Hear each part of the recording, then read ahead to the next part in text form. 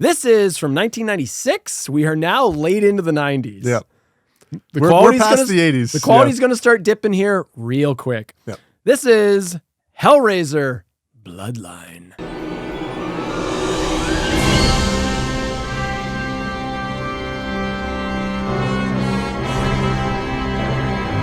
I have this higher than you might think. Oh, Jesus. Really? Really? This is my number 5. Oh, How low?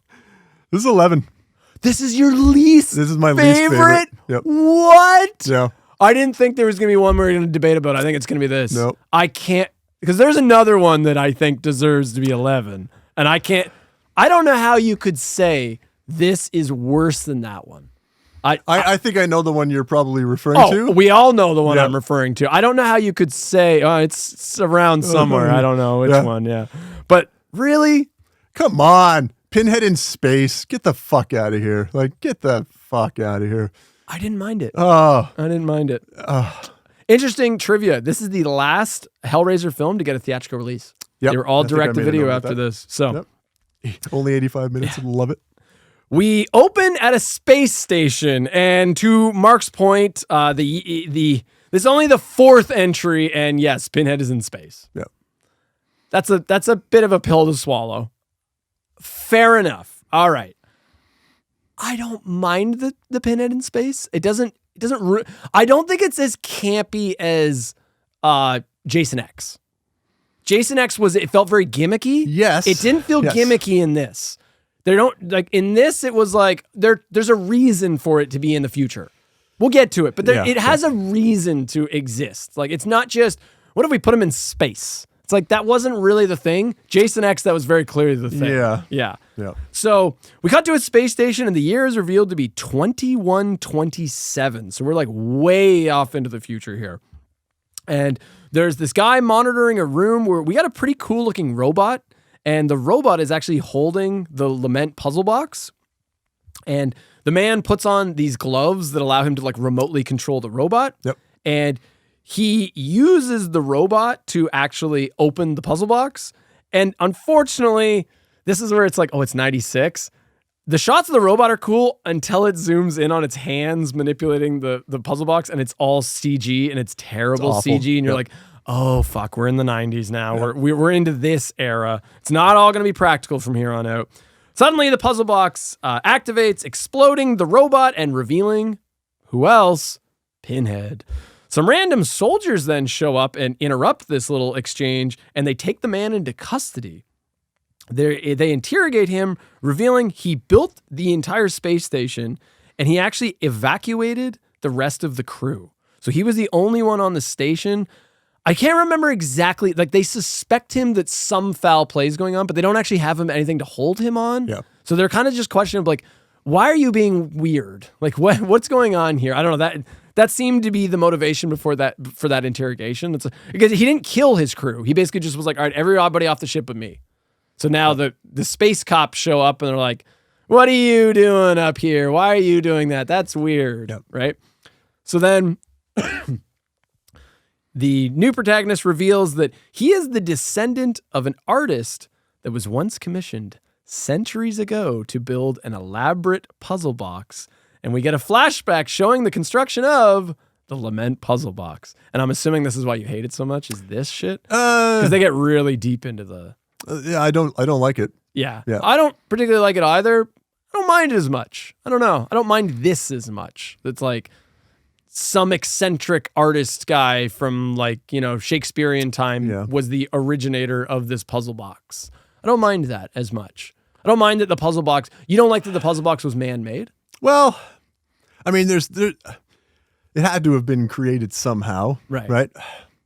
I guess I just wish they took that part seriously a little bit more than they did.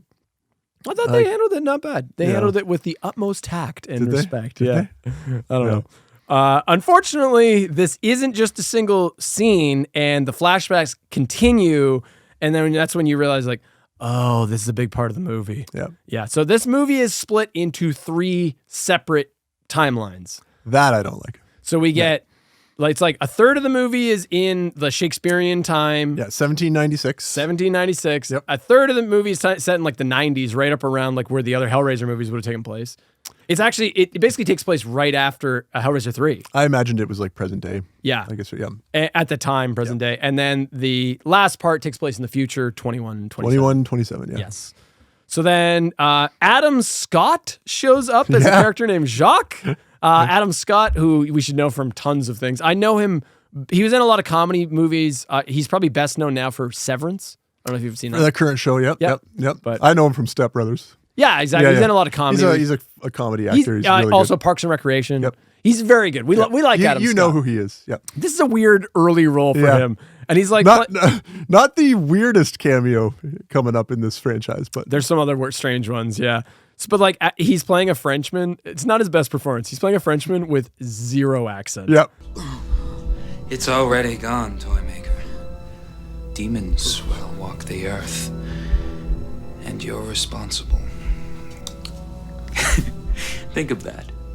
You and your bloodline cursed to the end of time because of your little puzzle box. He's playing Jacques. Jacques brings a young girl to this older man who's like some sort of magician. Like, I don't know who this older guy is. And they tie her up and they kill her. And then the puzzle maker shows up and he delivers the box to Jacques and the perverted old man who I guess commissioned the puzzle maker to build the box.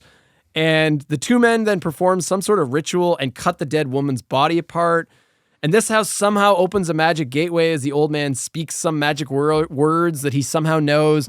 This is my problem. I don't mind the puzzle box idea, and I don't even mind the idea of like some eccentric millionaire had someone build him a puzzle box that could open realms. How does he know all this shit, though? Yeah.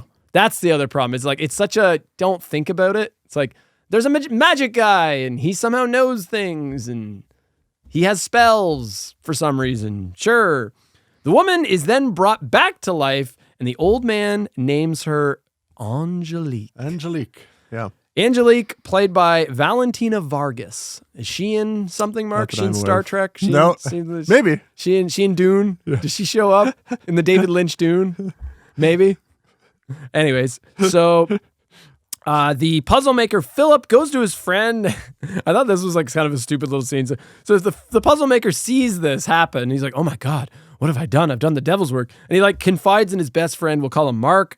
And he's like, Mark, I got commissioned to build this box and it summons demons. He's like, what should I do? And then Mark's like, well, if you built the box to summon demons, surely you can build a box that defeats demons. It's like, that's not actually that stupid of advice. It's like, it's a good point. It's like, okay, sure. You build the box that makes them. Why can't you just build a box that like undoes what you just did, right? So then he breaks into the old man's mansion to steal the box back, where he finds the old guy brutally slain and Angelique fucking Jacques, who just knocks out Phillips and tells her to kill him. While this is happening, the way this the narrative structure works is the guy in the present time is giving you all this backstory. So we keep cutting back to him in the interrogation. The descendant in the future. Not the present, the future. That's what I said. Yeah. The guy in the future, the descendant in the future, in 20, the bald guy, he is giving you that he's like, it keeps cutting back to him narrating this. He's telling this story. He's telling the story that we're seeing. So we keep getting shots of it going back to him. We then cut to another descendant, a man named John Merchant. And he's like in the now it's the 90s. And presumably this takes place right after the events of Hellraiser 3 or not long after, because there is a direct connection. And he's played by actor Bruce Ramsay, who I didn't, credit to them, I didn't actually realize it's the same guy. Same guy all the way through, yeah. They did a good job changing his makeup up, where like the guy in the future doesn't looks nothing like the other two. And I didn't catch it. I genuinely was like, oh, it's the same dude? Well, you got the long hair powder, I want to say wig, but not a wig, but the wig, in the original one or the Shakespearean France, and then you've got like regular hair John, and then he's like he looks like out of Alien 3 with like the prison planet. And actually I think he does a pretty good job portraying the three different versions. They all feel like they have different personalities. That's not an easy thing to do. Yeah, and it's supposed to be 3 different people, right? So right. You could be confused thinking that if you did recognize them, that you might think they're the same person all the way through, which they're not, right? They just look the same, but they have very different personalities. Like, anyways, his wife, you had to have caught this. Mm-hmm. Who plays his wife, Mark? Who plays John's wife?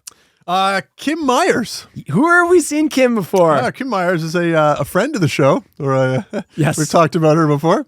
Lisa from Nightmare on Elm Street 2. Yeah, she is Jesse's love interest. Jesse's beard in Nightmare on Elm Street 2, if you will. Yeah. Which I think is interesting because she seems to get typecast as the partner to someone who suffers from nightmares and is running from a demon. Yeah. Yeah. What a weird connection there that both those roles and then ends up fighting that demon herself in a way as well, right? Like, So John's suffering from visions of Angelique calling out to him. Cut to Angelique, who takes notice of John from a magazine cover, and Jacques with her. How is Jacques still alive? Did you catch this? Yeah. Like Jacques is not a Cenobite. No. So Angelique is. What you're getting at, and I want to tell you, you're doing a great job of explaining the in plot life or just of this right now. No, you're doing a terrible job in life. Right. I mean, I'm on this podcast with you, so it can't be going that well. We're both. This is a Saturday for both of us, right? Right. Yeah. But if you are watching this show and you're finding it difficult to understand the plot of this of any of these movies, this one in particular, though, going across, spanning 3 different timelines with different things happening in each one. It's not because Justin's doing a pretty good job of explaining it. It's very complicated to the point where it almost doesn't make sense. Yeah, right? we're about to get into that right now. So Jacques tries to like dominate Angelique, and Angelique's finally like, I've had enough of this guy. Just kills him. Sure, I guess she could have killed him at any point. Angelique then shows up at John's big reveal party because like John's like an architect. Yeah. So he's revealing like but like it's in his new building that he made, and the architecture of the new building is based on the lament box. Right. Right. And he seems, and this is actually revealed at the end of 3. At the end of 3, there's like a shot of like this new building, and it's got like lament, like the design work of the lament box in the building. So they do credit to 3. They kind of set this up a little bit. So again, 4 is a direct, we're still in the same timeline. It's still like a direct sequel. And they do in fact confirm it is the same building, because then Angelique, like she goes into the basement and she punches into the brick and she pulls out the lament box. And how did that lament box get in that foundation? So at the end of part 3, Joey. They bury it in the cement. Joey throws it in the cement, the foundation of the new building. Yeah. So nice little touch. I appreciated that. Then she lures some schlubby guy into the basement. She like seduces him, and she's like, "Here, play with this box, and then I'll let you play with my box." Yeah. She doesn't say that, but that would have been a funny line. That was the implication. So then, of course, that immediately, you don't have to do anything. You just touch the fucking box and it opens up. But then it opens up and the gates to Hellworld open and Pinhead walks out. And my question is, why was Pinhead alive? Yeah, I mean, he was destroyed. Oh, multiple times. Right? Multiple times. Like, he's destroyed in 3 when his souls fuse, and then he's killed in 2 by Chenard. Yep. So what is Pinhead? I mean, in the first one, I can imagine they just get sent back to where they were. So if this had followed part 1, it would have been okay. But you're right. In 2 and 3, like there's no explanation for how he's returned, right? Right. It's like, okay, sure. So then Pinhead's back and he starts talking to Angelique like they're old pals. Yeah. Which I was like, oh, that's interesting. He like calls her princess. Things seem to have changed. Hell is more ordered since your time, princess. And much less amusing. Princess? Yeah. Okay, so she has some sort of role in hell that we're not aware of. Angelique then goes to visit John, who shows her so this is the complicated part. For some reason, John has this vision in his head of like a reverse lament box that seals light in it forever. Yeah. and that will somehow kill the Cenobites, but he doesn't actually know what he's building, so he's kind of confused on that. Then we get this like goof. So Pinhead's aware of this, and Angelique like warns him about it. It's like, this man could destroy us all for good. And then Pinhead's like, well, I can't have that. And then he like kidnaps John's wife and son, which is like, that doesn't feel like something a Cenobite would do. This just feels so slasher villainy bullshit. It's so beneath a Cenobite. We do get introduced to a cool creature though, the Chatterer Beast.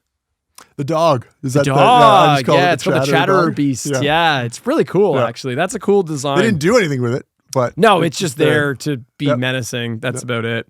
So then Pinhead's got John's family, and he's like, all right, now you work for me, and you're going to build the ultimate puzzle box that is a permanent gateway. It's not one that you can close. Because apparently all the boxes that exist on Earth exist, but they're not permanent, they're not proper, like they're like half measures. That's why they can be closed again and defeat the Cenobites or something.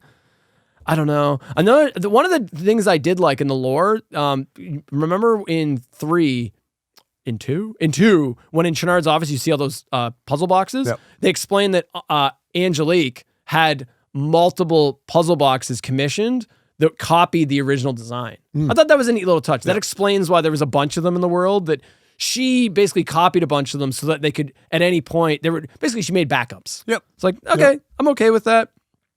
And now, at this point, we are an hour into the film, and we haven't gotten any new plot from the future, which is like, we're an hour in. It's only an hour and a half fucking movie. I'm like, go back to present time, for fuck's sakes. So then Pinhead just kills John anyways, and the last 20 minutes are in the future, and it's just Pinhead and Angelique running around killing innocent space cops before the Descendant, that's the shaved head man, uses the entire station as a trap to once and for all kill Pinhead. Yeah, the station, I guess, was supposed to be the Elysium configuration. That could also be turned into, I didn't mind that. Come on. All right, Mark, why don't you kick it off, since you apparently don't like this movie so much. How low was it for you again? Right, this is your last. No, that's crazy. But please, I would love to hear the ramblings of a madman. No, the biggest thing about this one is that it just makes no sense whatsoever. It tries to be so complex and misses the mark on every point. I was watching this movie and I'm like, what is happening here? I don't understand what the motivation is. What are these characters? I mean, I totally understood the idea that, these are descendants of the Marchand family, and that they're all ultimately trying to work towards building this Elysium configuration. But I just thought the whole thing was stupid. I didn't enjoy any part of it. It wasn't cheesy, so I didn't have fun with it. But it wasn't really serious enough. It takes itself serious. Well, it kind of course corrects after 3, where they're like, all right, we're going to try to take this a little more serious. As someone who, I don't like the history behind the Cenobites. I don't like the history behind the puzzle box. This is just the worst for that, because it tries to give you so much more. Well, let's talk about the simultaneous timelines. I don't think it works. Nope. Because we spend too much time in each one of those. Like, I don't know how you do it, though. Like, I guess the answer is just don't do it. Like, you can do flashbacks, I guess, or maybe even 2 wouldn't have been that bad. Like, they could have done it like a Godfather 2 kind of idea, where you've got half the movie is in the present time and half the movie is the flashback of the previous descendant trying to stop this evil. But I think the 3 was just a little bit too much. Many. And it makes it so you can't connect with any of the characters. You nailed it. Because I think the only interested character, because that's exactly, who are we supposed to be invested in? Are you invested in Philip, the first guy? It's my masterpiece. You simply couldn't understand. I was working to a commission, to very specific requests. It's almost midnight. Where are you going? The Chateau de Rêve, to deliver the box. Now? Why? Because my work might be appreciated there. He's hardly in the movie, but they don't give him anything. He's just, he's just around. Are we supposed to be invested in John? I've always thought that the applause from your peers is the best kind of applause, and truly touched by your reception and by this award.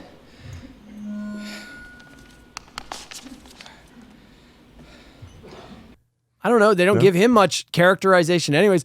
The Descendant, I think the future Descendant was the most interesting out of them because I like the idea of this guy that understands his lineage and sees himself as like, this is my purpose. This is what I'm trying to do. Whatever it takes. He has the most clear motivation out of all of them. John and Philip are they're agents that are acting, they're responding to shit that's happening to them. Yep. They have no agency.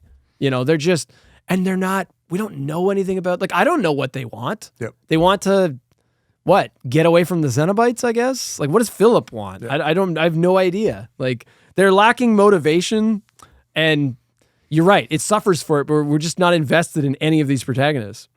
I feel like a better way of doing this was the opening of the film should have just been the construction of the puzzle box, and then the whole rest of the movie should have been in the future. Yeah. I think it should have just opened with that flashback, and that would have been a cool opening where you just have this like old school toy maker, and he's like building this like elaborate, and you're seeing because the shots of that are cool. The little montage of him like assembling this ornate box. Yeah, it's almost like a really high end watch, right? Yes, that's cool. Yep. But then just leave it at that. We don't need the jock character. We don't need any other bullshit. And then just time skip ahead, and then we should just follow the guy from the future, whose name I don't even remember. I don't even know if you get Paul. Oh, Paul. Dr. Paul Merchant. Yeah, that's the guy in the future, the Descendant. Yep. He was the most interesting. Let's. I know you want to talk about Angelique. Angelique. I like Angelique. I don't know what to make of Angelique because they don't know what to do with her. They don't know what to do with her. I still now, after having watched the movie, try to like figure out. I don't really know what her role is. It's like, what are you? What are you? Yeah. So they set it up that she's kind of like this Frankenstein creation, like a Bride of Frankenstein. Yeah, she's not a Cenobite. Well, no, she is but a Cenobite. Is she? The way I interpret it was she's the original Cenobite. I guess. But she's kind of a synthetic Cenobite that was made by people. So like the way I interpret it was she's the original Cenobite and she was forcefully brought into the world, kind of like Bride of Frankenstein, and she kind of resents her own existence. She's kind of like the most neutral because at this point the Cenobites are kind of like slasher villains. Yeah. Like Pinhead's just trying to get revenge on people. And, running around a space station and killing. Yeah. Yeah, but like Angelique feels more like an observer. Yeah. So she's kind of playing both sides. So she's intrigued by the puzzle people, the puzzle makers, that bloodline. Yep. But she's also like still has her ties to the hell world. She's not afraid of Pinhead. The best scenes to me are the exchanges between her and Pinhead. But we don't know what any of it means, though. But I just love the fact that there's this creature that's also from his realm that has disagreements with him about what should the role of them be. Yep. I think that's interesting. They just don't do enough with it. Yeah. I mean, you asked me the question, how do I pick this one to be below some of the other entries that we have? At least with some of those other ones, they try to stay focused on what they're doing, and this one just doesn't. Right? I think this is a mess of a movie.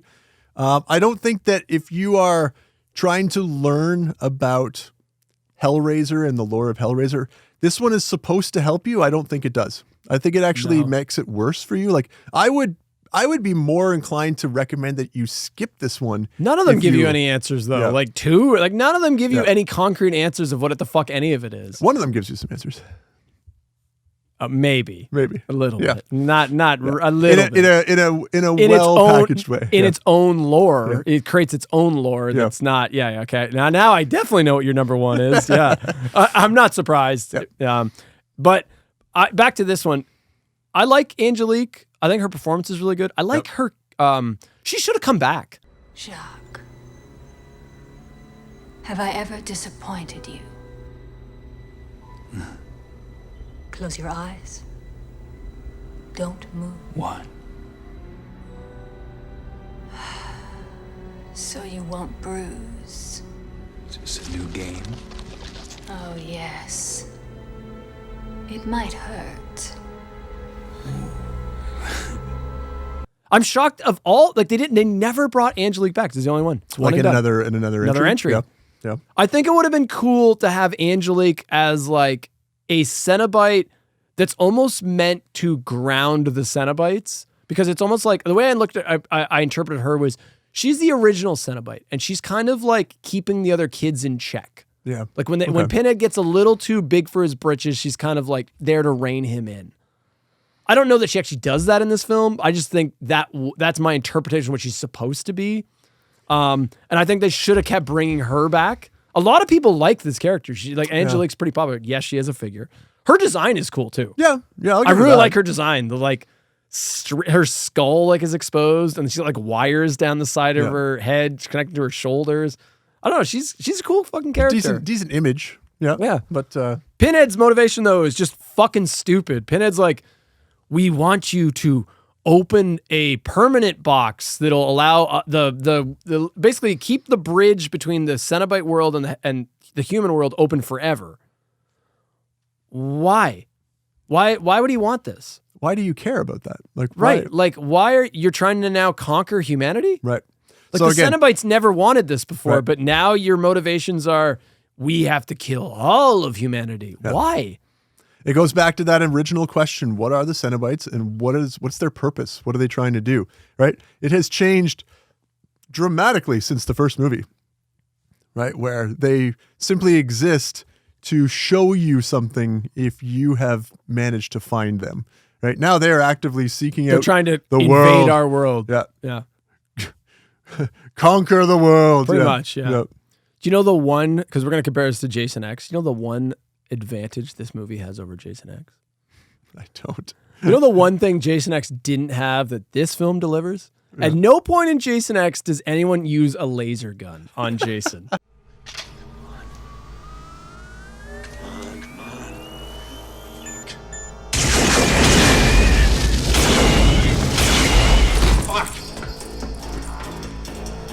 But in this movie, and that's better. no, in this movie, one of the space cops has like a laser gun. He Pew, pew. he fires like the phaser at Pinhead and it like does nothing. See, Yes. I'm glad you brought up Jason laser gun. because I have some comparisons to that. You know, the difference between this franchise and Friday the 13th is that Friday the 13th kind of always knew what it was going to be. Don't take it too seriously.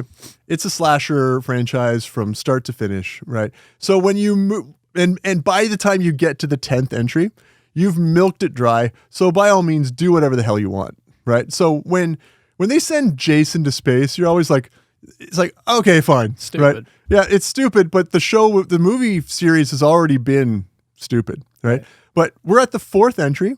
There's still an opportunity to try to resurrect this and course correct this. No, they don't. I think it's a mess. I think it's criminal putting it as low as it is because I know what's coming up. Yeah.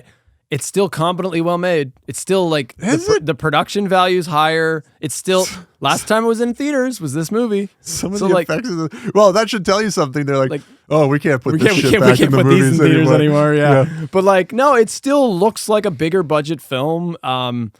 I don't think it's made cheaply. I think it's competently made. I think like we're gonna get to a point where we're just splitting hairs on the later Dimension films at film like releases, and it's just like, well, this one looks less of a movie. This one looks like a fan film. This one, you know what I mean? Like, so this one still feels very filmic, at least. I guess We're not into the 2000s era. We're about to step, like literally the next Yeah. century, we're stepping into the 2000s. I guess I just don't feel like this franchise benefits from being overproduced.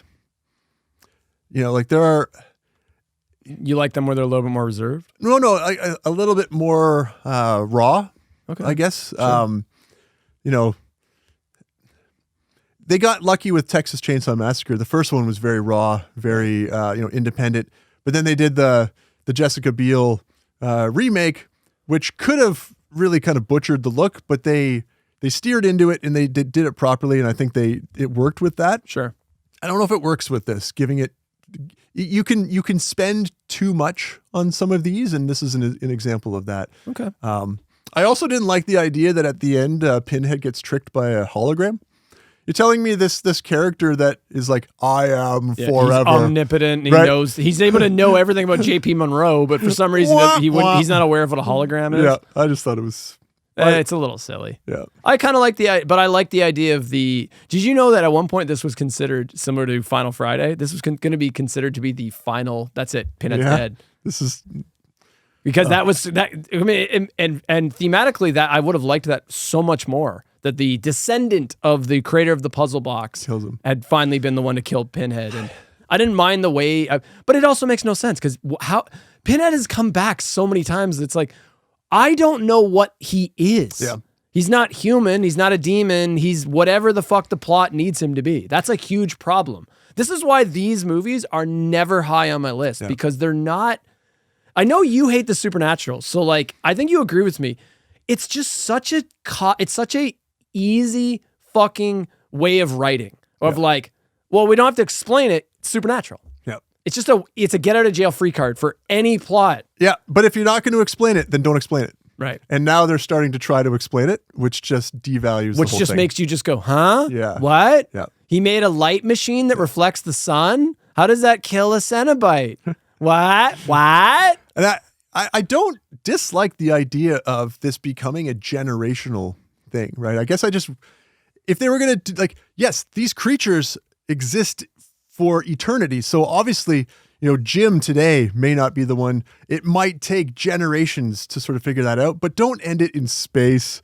I mean, It serves more of a purpose, though. Yeah, but it always ages poorly. Like I watched this movie, 2 weeks ago? Firstly, that's exactly what space stations are going to look like in 2027. What the fuck do you know? I like how you're like, they don't look like that now. It's like, but they're going to look like and that. our final girl, Rimmer, on the space station. Oh, she's just the space. does- You mean space girl? Space cop does girl? nothing whatsoever. Like, I don't know. This movie is just trash. That's why they fucked up, and that should have been the majority of the movie. Yeah. The majority of the movie should have just been them running around. I think Pinhead running around a space station just like massacring people would have been a more interesting film. We got to give credit to one of the cheesiest scenes in the entire franchise because this becomes a running thing now. Is Pinhead just turns people into Cenobites? Yeah. The twins. Yeah. I have a note about that. The two. So in the building, this is when we're in the 90s period in the film, and following John, and like Pinhead and Angelique are just like fucking around in the basement, and like there's these two twin security guards that show up, and what's the line, Mark? What does he say? What's the stupid line? I didn't make a note of it, but I know what you have. So like they aim their guns at Pinhead, and one of them's like, "Don't move, man, or I'm gonna put you in a world of pain." Just back it up against the wall. You heard him. Back it up. Don't make us put some pain on you. Pain. How dare you use that word? He's got pins in his head. What you think of as pain is only a shadow. Pain has a face. Allow me to show it to you. Gentlemen, I am pain. Pain? I am pain. Yeah. And then he does like some dumb thing that like corkscrews their two heads some machine together. that, Because this is a new thing. This becomes a series thing where it's like, he can just turn people into Cenobites. Yeah. Yep. And they were supposed to be like the comedy duo for the movie. Well, I'm just saying you got your goofy moment. You should be happy. Yeah. It was so bad that it was good. Yeah. I'm glad that this movie didn't hit 90 minutes. A lot of these movies, the runtime's pretty low. Yeah. Except one. Yeah. Except one. Yeah.